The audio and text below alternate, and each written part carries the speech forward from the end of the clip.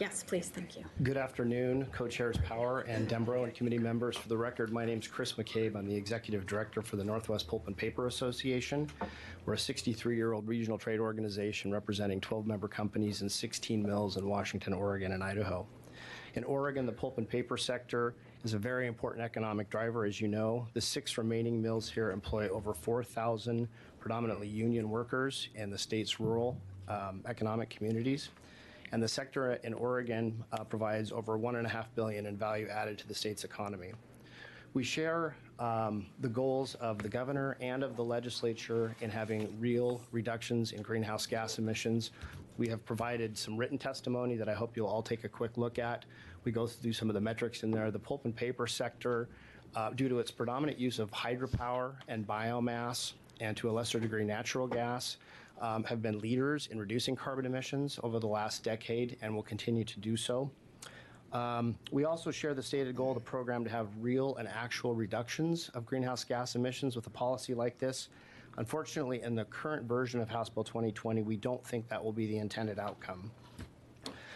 Without getting too far into it, the details, we think that as currently drafted in the EITE treatment for the pulp and paper sector, which we appreciate being designated as such, will have an immediate impact on indirect cost later through the declining cap and allowances on direct emissions that will be detrimental to the mills.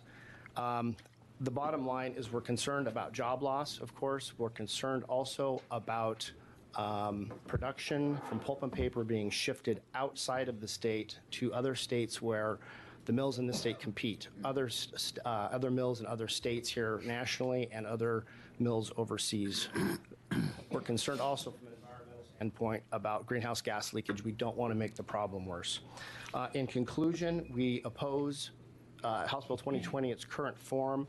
With the way the EITE treatment works for the pulp and paper mills, we would ask for an outright exemption to protect against job loss, to protect against greenhouse gas leakage, and so we would ask for an amendment to the bill to exempt the pulp and paper mills.